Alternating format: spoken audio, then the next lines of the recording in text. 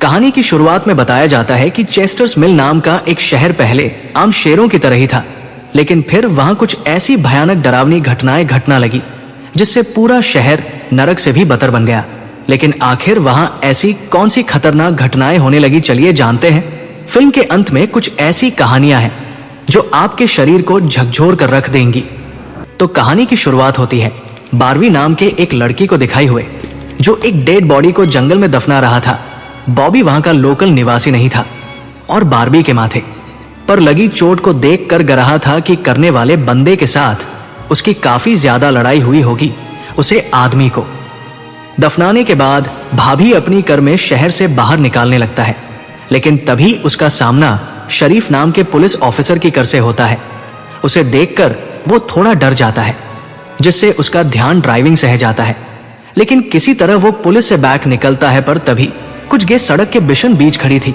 उनको बचाने के लिए भाभी अपनी कर को एकदम से मोड़ देता है, जिससे वो गायों से भरे खेत में पहुंच जाता है। इससे उसे थोड़ी चोट गई थी।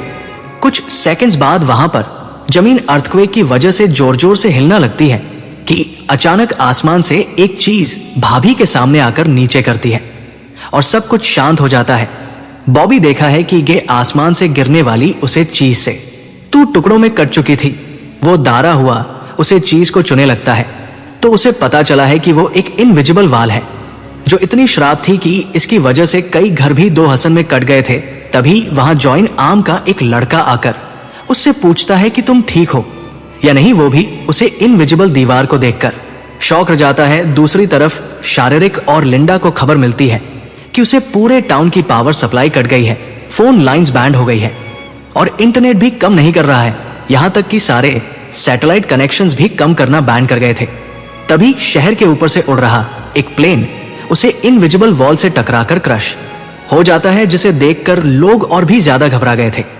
और यह बात कंफर्म हो जाती है कि यह सिर्फ एक इनविजिबल दीवार नहीं, बल्कि एक राउंड शेप्ड दो यानी गुंबद है, जिसने आधे शहर को कर लिया है। वहीं दूसरी साइड हमें रेडियो स्टेशन पर फाइल और उसकी असिस्टेंट दूधी को देखते हैं, जो सिग्नल लाने की कोशिश कर रहे थे। वो दोनों थोड़ा कंफ्यूज थे कि अचानक सिग्नल क्यों चला गया। यहाँ पर बिल्कुल लगता है कि अच्छा मौका है उनकी स्टीरियो रेटिंग्स को हैक करने का, इसलिए वो दोनों सिग्नल को ठीक करने में जाते हैं। वही एक फायर ट्रक डम के दूसरी तरफ से रहा था, जिसे देख बॉबी ट्रक वाले को इस इनविजिबल बाल की तरफ इशारा करता हुआ उसे रुकवा कर क्रश होने से बच्चा लेट है। थोड़ी डर बाद वहां इन्वेस्टिगेशन करने के लिए कुछ पुलिस वाले आते हैं, पर इस इनविजिबल डोंट को समझना उनके बस की बात नहीं थी। इस समय वहां पर एक शहर का काउंसिलमा, जिसका नाम बिग जिम था, वो भी पहुंच जाता है, लेकिन उसे भी इस डोंट के बड़े में कुछ भी समझ नहीं आता। यहाँ पर पुलिस को इंफॉर्मेशन मिलती है कि उसे शहर की तरफ आने वाले सभी रास्तों को बैन कर दिया गया है, क्योंकि उसे डम की वजह से बहुत सारे एक्सीडेंट हो रहे हैं। इसकी थोड़ी दूर घर पर जूनियर नाम का लड़का एमजी नाम की लड़की के साथ इंटीमेट हो रहा था।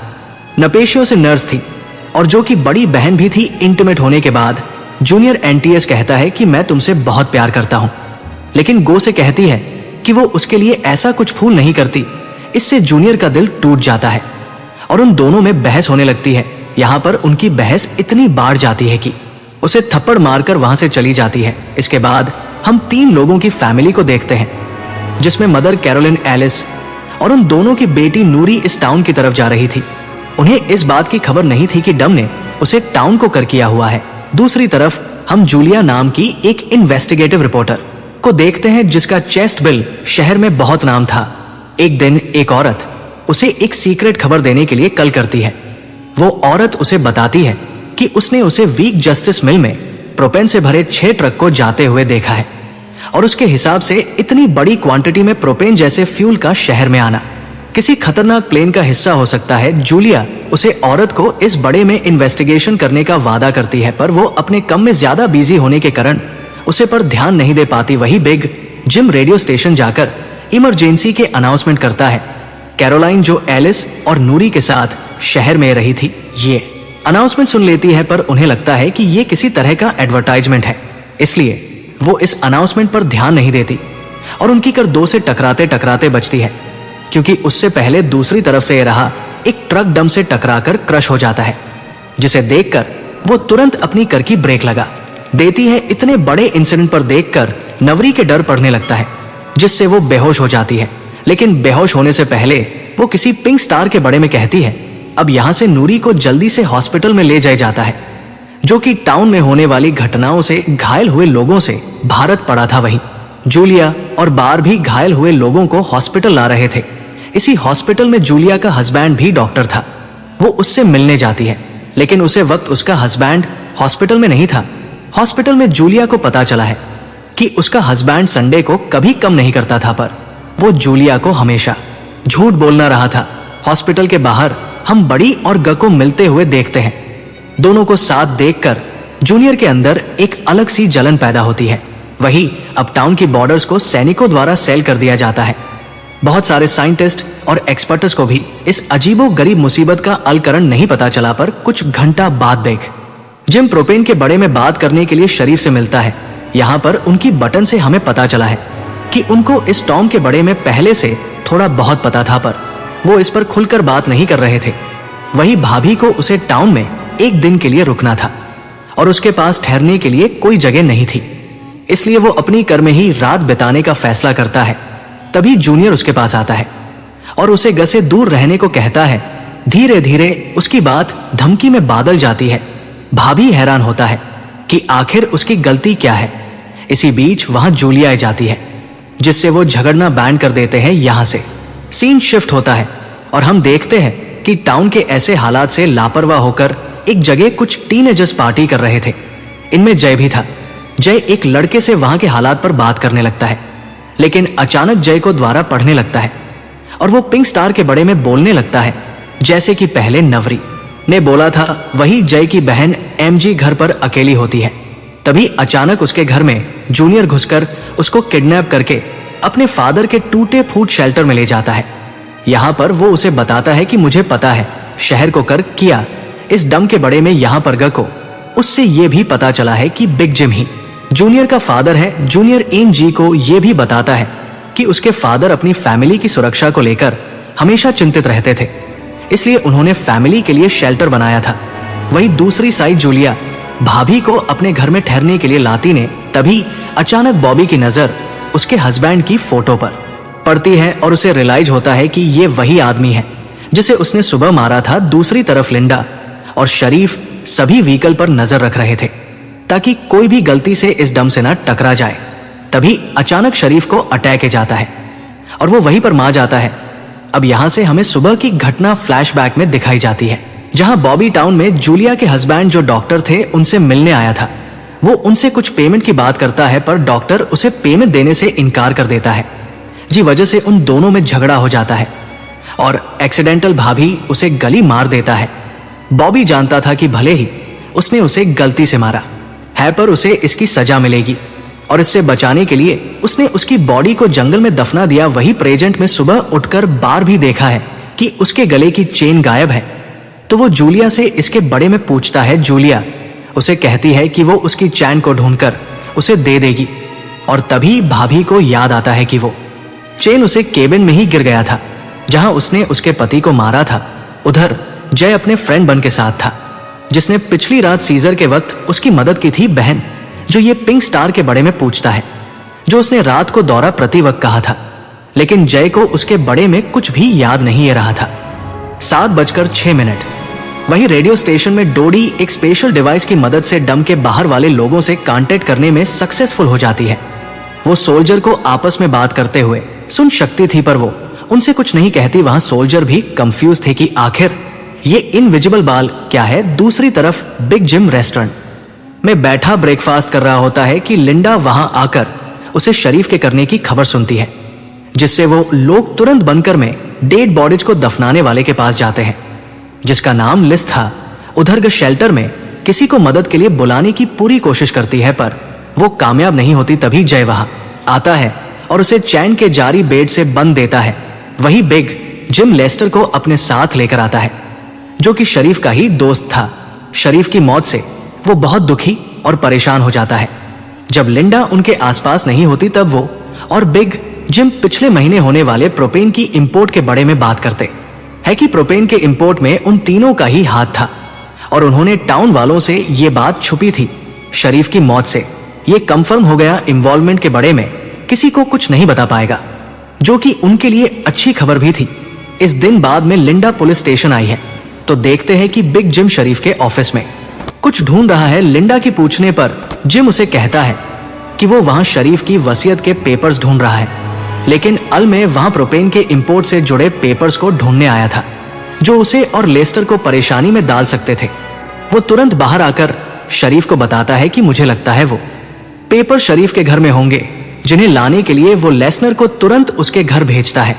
इसी बीच जूलियट जल्दी से रेडियो स्टेशन पर 2D के पास जाती है, जहां वो देखते हैं कि वो लोग डिवाइस के जारी डम के बाहर खड़े सैनिकों की बातचीत सुन सकते हैं।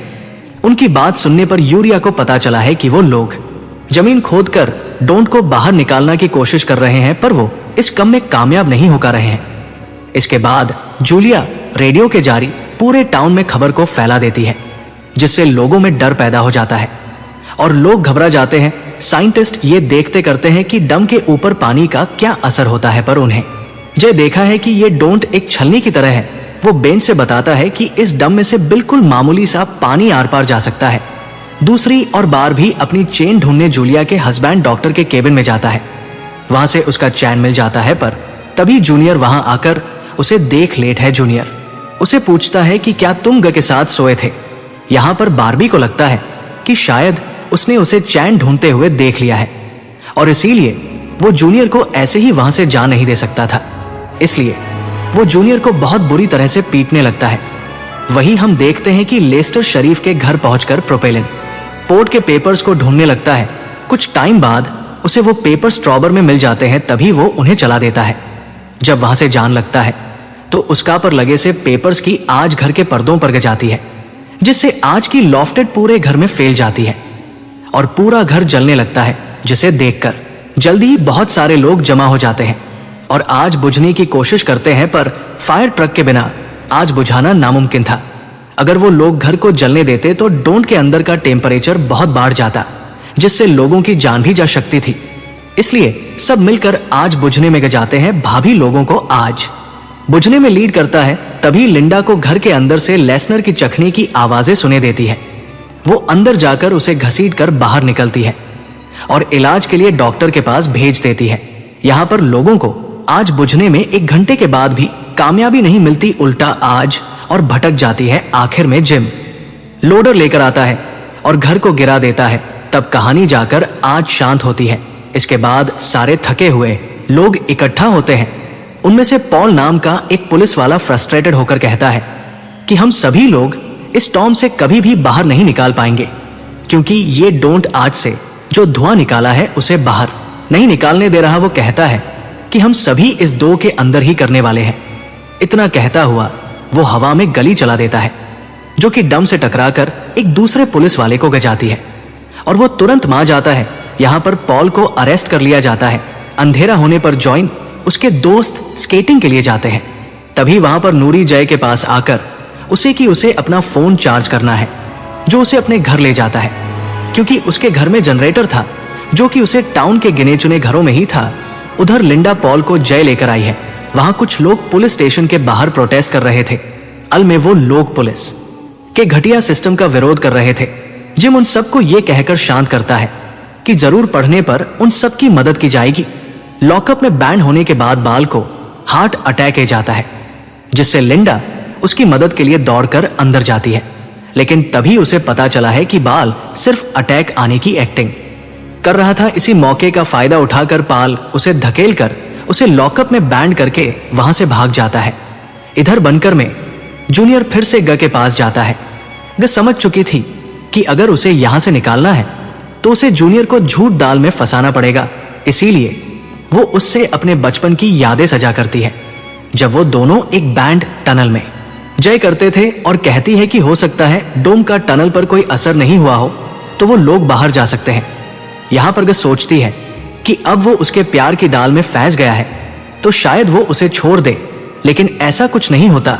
जूनियर अकेले ही उसे चैनल में जान प्लेन बनाता है। वही जिम जब पुलिस स्टेशन में आता है तो पॉल की जगह लिंडा को लॉकअप में बैंड दिखता है।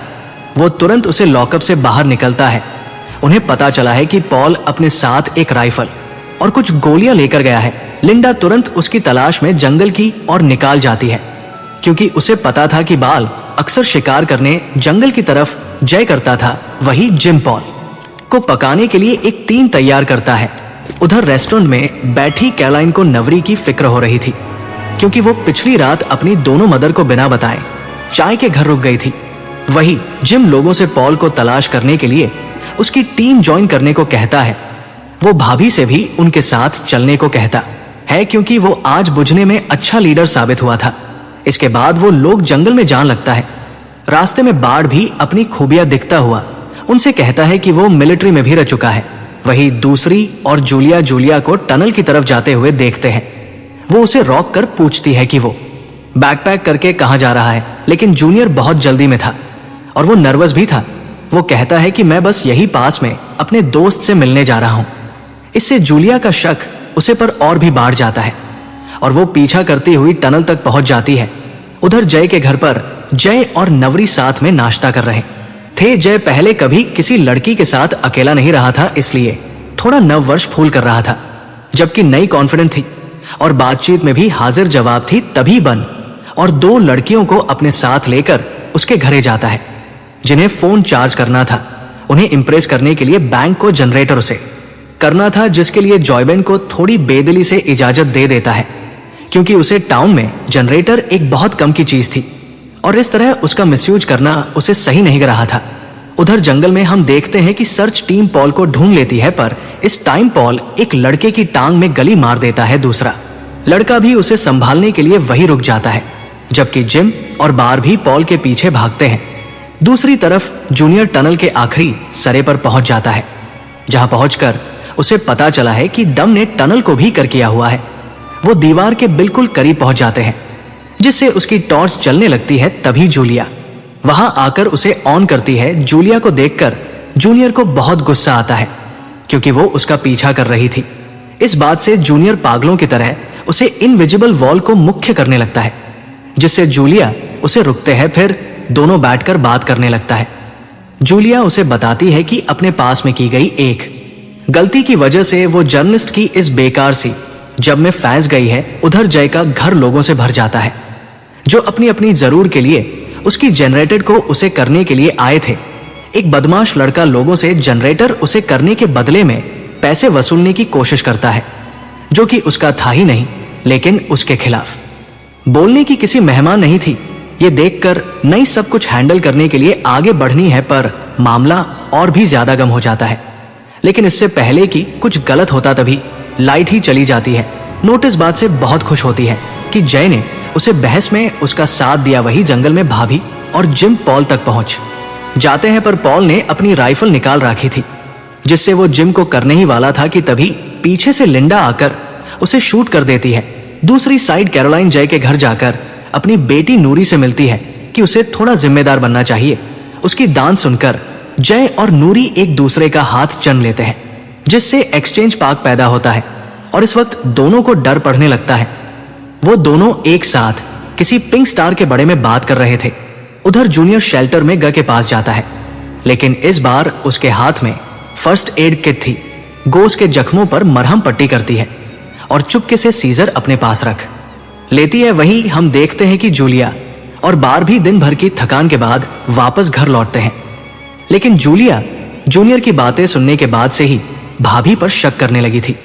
और जब भाभी नहाने जाता है तो जूलिया उसका समाज चेक करने लगती है। सब्सक्राइब करना मत भूलना। और आपको ये अंदर डम सीरीज यहां तक कैसी लगी, इस सीरीज के नेक्स्ट एपिसोड लाइन या नहीं कमेंट बॉक्स में हमें जरूर बताएं।